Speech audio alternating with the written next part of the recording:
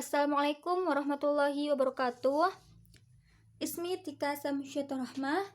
Ana min qismi lughatil arabiyyah Arabi'ah al-alif.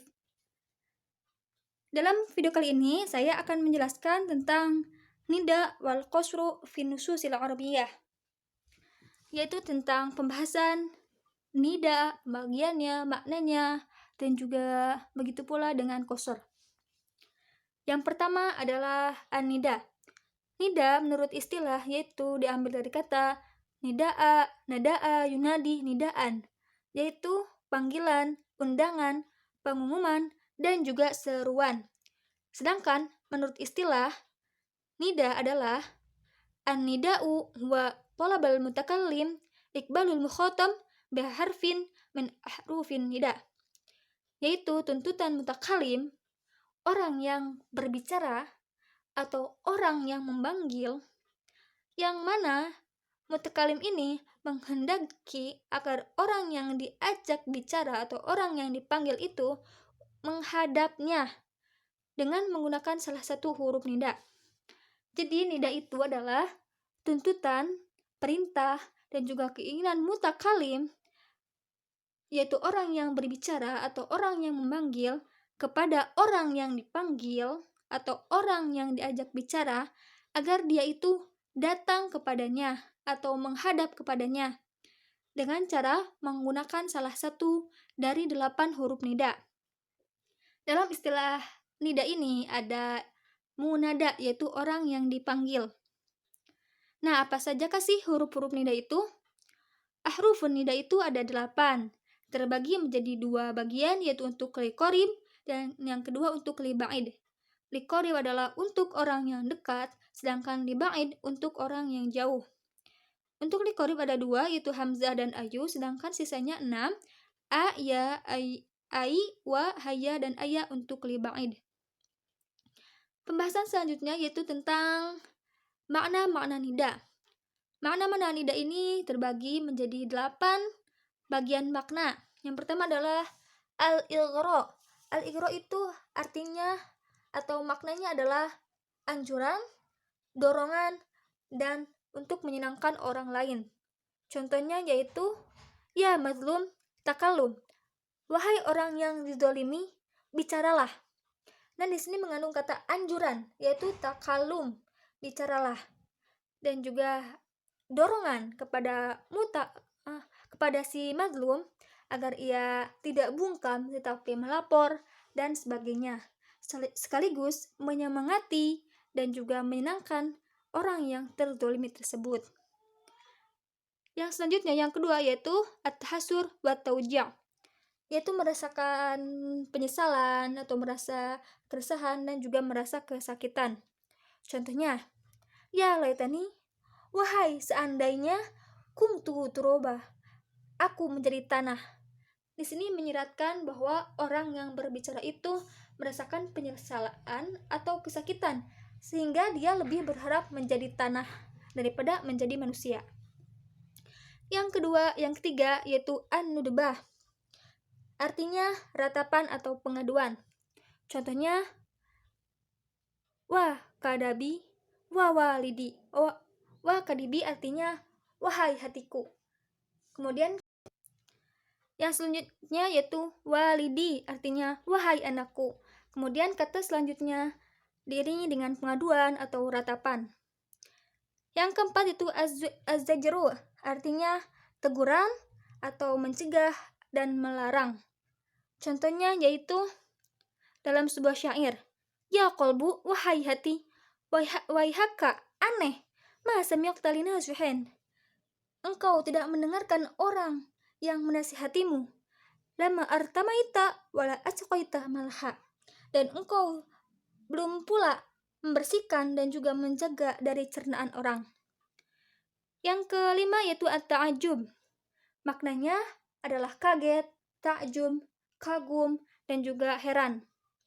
Di sini contohnya saya ambil ketakjuban atau kekaguman. Ya, li jamalir rabi'. Aduh, alangkah indahnya musim semi ini. Yang keenam yaitu al-istighasah. Maknanya adalah memohon pertolongan. Contohnya, Ya ulil quwwah liddu'afa. Wahai orang yang memiliki kekuatan atas yang lemah. Di sini menyiratkan bahwa orang itu sedang meminta pertolongan kepada orang yang diajak bicara. Karena orang yang diajak bicara atau yang dipanggil itu memiliki kekuatan atau punya kemampuan, sedangkan dirinya yaitu mutakalim adalah du'afa, orang yang lemah. Yang terakhir adalah al-ikhtisas. Contohnya, bi'amikum ayyuhasyubam, hanya dengan ilmu kalianlah wahai para pemuda yang atazul watan wayan hadu, negara itu akan terhormat dan juga bangkit. Nah, al-ikhtisas ini maknanya sebenarnya terbagi menjadi dua, yaitu yang pertama untuk litafakhur, mengagung-agungkan, dan yang kedua adalah litawadhi', merendahkan diri. Contohnya litafakhur itu ana akramud dhaif ayyuhar rajul. Saya adalah tamu yang paling mulia, wahai pemuda. Dan untuk litawadhi' ini contohnya ana al-faqirul miskin ayyuhar rajul. Pembahasan yang kedua yaitu tentang al-qasr. Menurut etimologi, qasr itu adalah al-hasbu, artinya penjara, dan at-takhsis, artinya pengistimewaan. Qasr juga diartikan sebagai pengkhususan atau penghayaan. Sedangkan qasr menurut istilah adalah takhsisu amru bi akharin bitariki makhsusin, yaitu mengkhususkan suatu perkara dengan perkara lain bitariki makhsusin, dengan tata cara khusus atau tata cara tertentu. Dan di sini pengkhususannya itu atau tariqul qasr, tata cara mengkhususkannya itu ada dengan 4, atau saya ringkas menjadi 4, asalnya itu ada 6. Yang pertama dengan lafaz innama, contohnya innamal mu'minun ikhwatun, sesungguhnya orang-orang mukmin itu adalah bersaudara. Yang kedua dengan nafi dan juga istisna. Contohnya di sini saya hanya menggunakan nafi saja, bukan nafi. Saya menggunakan istisna saja, yaitu contohnya inna hadza illa malikun karim. Ini tidak lain hanyalah malaikat yang mulia. Yang ketiga yaitu mendahulukan yang semestinya diakhirkan. Contohnya ada dalam Quran surat Al-Fatihah yang berbunyi iyyaka na'budu wa iyyaka nasta'in. Iyyaka yang harusnya di akhir karena sebagai maf'ul bih didahulukan sebelum fi'il dan fa'ilnya. Di sini iyyaka maf'ul bih, na'budu dan nasta'in itu fi'il fa'il. Artinya mengandung kata hanya. Hanya kepadamulah kami menyembah dan hanya kepadamulah kami memohon pertolongan. Yang keempat yaitu atap dengan bal, la dan juga lakin. Contohnya di sini saya hanya mengambil 2, yaitu bal dan juga lakin. Ma ana tajirun bal fallahun. Saya bukan pedagang, tetapi saya petani. Mal ardu thabitatun. Bumi itu tetap. Lakin mutaharrikun. Bumi itu tidak tetap. Lakin mutaharrikatun, tetapi bergerak. Selanjutnya adalah pembagian qasr. Di sini sebenarnya qasr terbagi menjadi 2, yaitu dari segi torofiahnya, yang kedua dari segi hakikiyahnya. Saya di sini akan membahas tentang torofiahnya terlebih dahulu, yaitu terbagi menjadi 2. Yang pertama, qasru mausufun ala sifah, yaitu mengkhususkan sesuatu yang disifati pada suatu sifat. Di sini contohnya adalah innamal hayah la'ibun.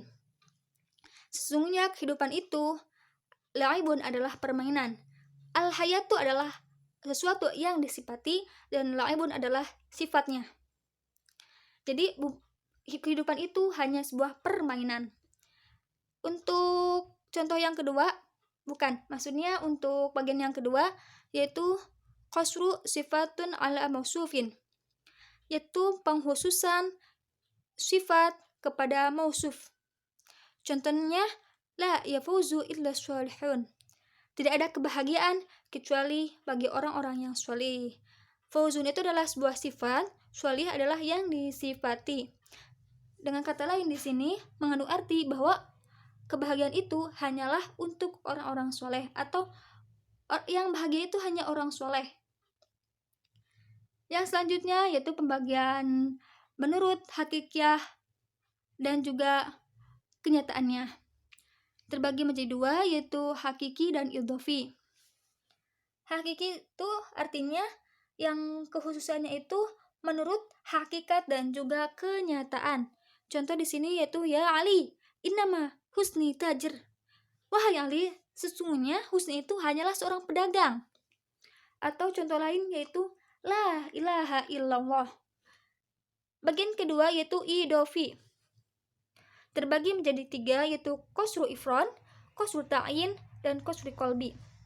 Qasru ifrad itu yaitu ketika mukhotobnya itu atau orang yang dipanggil atau orang yang diajak bicaranya itu mempunyai keyakinan bahwa ada persekutuan atau ada hubungan antara sesuatu kepada suatu hukum. Contohnya di sini adalah innamallahu ilahu wahid. Sesungguhnya Allah adalah Tuhan yang Maha Esa. Antara ilahu wahid dan innamallahu ada berkesinambungan dalam suatu hukum. Yang kedua adalah qasru ta'yin, yaitu di mana si muhotab itu merasa ragu-ragu terhadap sesuatu. Contohnya di sini muhotabnya itu ragu-ragu terhadap keadaan bumi. Apakah bergerak atau tetap? Di sini mutakalim menjawab, al-ardu mutaharrikatun la thabitatun. Bumi itu bergerak, tidak tetap. Yang ketiga yaitu qasru qalbi, yaitu di mana si mukhatab itu mempunyai sebuah keyakinan atau yakin pada sesuatu, namun hal itu ternyata berkebalikan dengan fakta yang ada atau suatu hukum yang telah ditetapkan.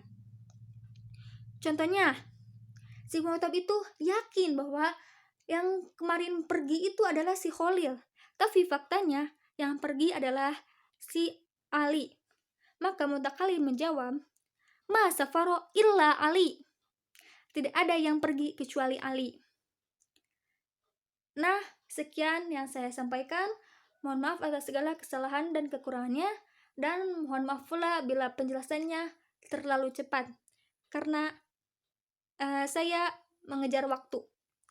Assalamualaikum warahmatullahi wabarakatuh.